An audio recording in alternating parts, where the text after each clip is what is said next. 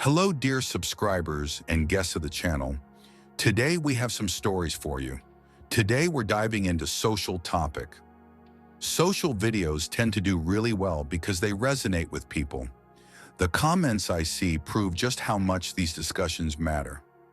Just the other day, a guy wrote to me saying, "I'm 38 years old, I live with my mom, I make $1,500 a month, and my mom's pension is $1,800. We get by. And you know what? There's something to that. It all depends on how you look at life. So friends, settle in, grab a cup of coffee or tea. Why have divorce rates skyrocketed? And why are relationships today filled with so much conflict? Just this morning, I woke up to hear my neighbors screaming at each other, almost throwing punches. And why is that? Because there are several key factors that contribute to the breakdown of modern relationships. Firstly, finances. Nearly 70 to 80% of divorces happen because of financial struggles. A man might think the family has enough, but a woman might feel they're barely making it. On the flip side, you have situations where the man works day and night while the woman spends everything on shopping sprees. It's a vicious cycle. Money, or the lack of it, is the number one reason marriages fall apart.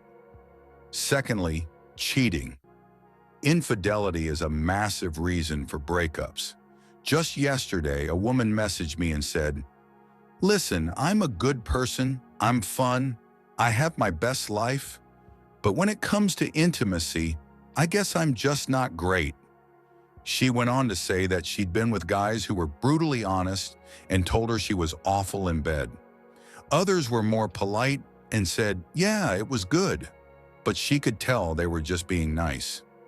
One guy even tried to spice things up by renting a fancy hotel suite and drinking some wine, but that didn't help either. It's like dancing. You either have rhythm or you don't. And that's the thing. Someone might marry a woman like her, thinking, she's kind, she's beautiful, she cooks great meals. But then they realize that in the bedroom, they just don't click. So what happens? The guy cheats, and before you know it, the marriage is crumbling. Thirdly, expectations versus reality. People often expect their relationships to be one thing, but reality turns out completely different. Take this guy who messaged me the other day. He met a woman who swore she was a virgin. Later, he found out she wasn't. And it wasn't even about her past. It was about the fact that she lied. It ate him up inside. His friend told him, "If you love her, just move on." But he couldn't. They broke up, and now he's single, miserable, and questioning everything. Fourthly, home ownership. Having a home of your own without a mortgage is a game changer. Think about it. Couples who own their place outright argue less. But if you're drowning in debt, constantly worried about the next payment, tension builds up. That stress can destroy even the best relationships. Fifthly, debt. The fewer loans and credit card payments a couple has, the stronger their relationship tends to be. I know people who make $2,000 a month, but because they have so much debt, they're just as broke as someone making $1,000. It evens out in the worst way. Sixthly, children, or lack thereof. Many couples struggle to have kids, and that puts an enormous strain on their relationship. I personally know 5 couples who are dealing with infertility, whether it's a medical issue with the guy or the woman. If you're over 30 and trying with no success, go see a specialist. Don't wait. Moving on. Let's say you're in a relationship and something feels off. Your gut tells you something is wrong. Should you go snooping? Should you check their phone? Should you start tracking their location? I'll tell you this. If you're looking for proof, you'll find it. Whether it's real or just paranoia, it'll consume you. I had a buddy like that. He was engaged but constantly suspicious. One night, he drove past his fiance's apartment to see if the lights were on. When they weren't, he assumed the worst. Did he have proof? Dumber, but his mind filled in the blanks. Here's the deal. If your instincts tell you something is off, it probably is. But ask yourself, in 10 years, will it even matter? If you found out your ex cheated, will you still care a decade later? Or will you just wish you had walked away sooner and saved yourself the stress? So my advice to you all, take your time before making life-altering commitments. Love is important, but stability, financially, emotionally, and mentally, is just as crucial.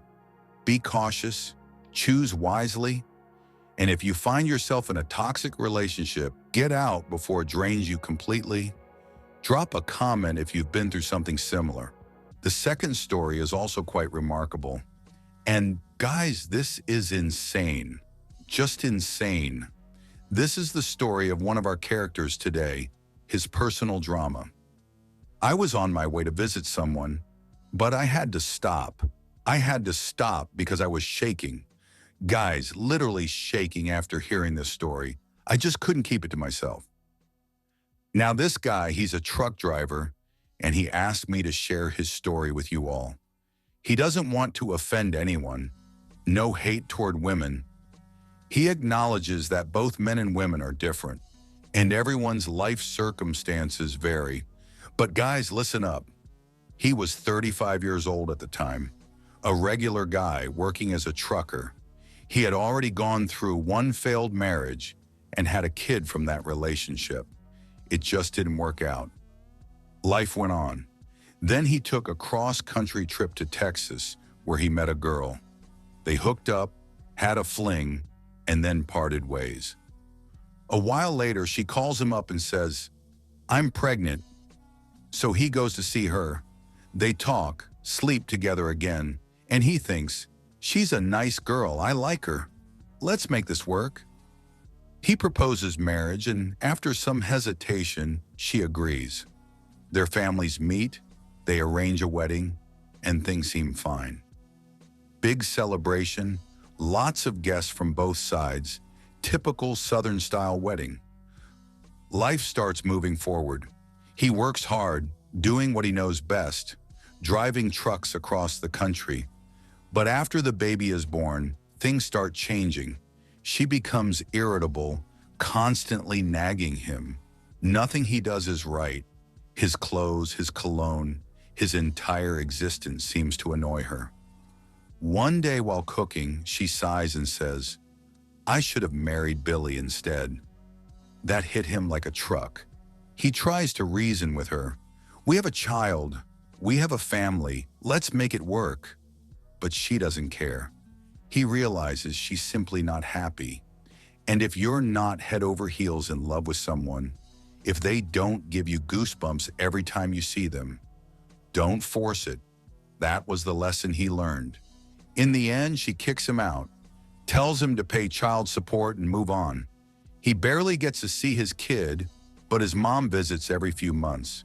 He spirals into depression, tries to drown his sorrows with alcohol, but life goes on. Eventually, a buddy offers him a trucking job with long-haul routes to the East Coast. It pays well, so he takes it. 6 months in, he's on a rural road in Alabama one rainy evening. He sees a girl at a rundown gas station, looking lost. Torn sneakers, an old jacket, her knees bruised. He stops, thinking she might be a streetwalker, but she's just desperate for a ride. She's young, early 20s, attractive despite her rough appearance. She says she had a fight with her ex, an abusive guy who still stalks her. They talk on the way. She works at her aunt's small sewing shop making bed linens. He jokingly says, "Come to Montana with me." She laughs it off, but they exchange WhatsApp numbers. Back home, she messages him. They start video chatting regularly. After months of talking, he buys her a train ticket. She visits, and for the first time in years, he feels alive. She has no real education beyond sewing, so he pushes her to study. She earns a degree in finance, and through his connections, he gets her a job. Their relationship blossoms. Then she tells him she's pregnant. Overjoyed, he proposes. They go on a honeymoon to Mexico or somewhere like that. He's making decent money, $6,000 a month. Enough for a comfortable life, even if she doesn't work. Life is good. Their child grows up, and she wants to go back to work. They hire a nanny, and she starts glowing again, happier, more energetic. Then one day, he comes home unexpectedly and finds her in bed with another man, her co-worker. His world collapses. The guy, awkward and half-naked, just grabs his stuff and leaves. She tries to explain, saying, "You're gone for so long. I'm young. I have needs." She tells him he has two choices: leave her or pretend it never happened and move on. Devastated, he drowns himself in alcohol for a week. She swears it was a mistake, a drunken accident. He forgives her, trying to make it work. But paranoia eats at him. Their relationship turns into a surveillance operation. Constant video calls, check-ins. It's miserable. Then a friend tells him he saw her with another man, driving around in an expensive SUV. He confronts her. She denies everything, but he knows she's lying. One day she sits him down and says, "I'm leaving you for someone else." He's a high-level executive. Turns out she had been sleeping with multiple men, choosing the best option. She finds an older, wealthier guy and destroys his marriage, breaking up his family in the process. The guy is shattered. He falls into deep depression, drinks heavily. His mother, his only real support, tries to help. He barely makes it through. Eventually, he sobers up but is left with one conclusion. The only woman who truly loves him is his mother. He tells me, "James, I gave her everything. Every trip, I brought home gifts, groceries, I did everything for her, and she just used me as a stepping stone." His final takeaway: be cautious with love. Some people, men and women alike, are just looking for an upgrade. True love does exist, but it's rare. Too many people are just looking for the next best option. So brothers, take care of your hearts. Don't rush into things, and remember, the only unconditional love you'll ever get is from your mother. If you relate to this story, drop a comment, show some support, subscribe. Let's get this video to 500 likes and I'll drop another story. Take care and see you soon.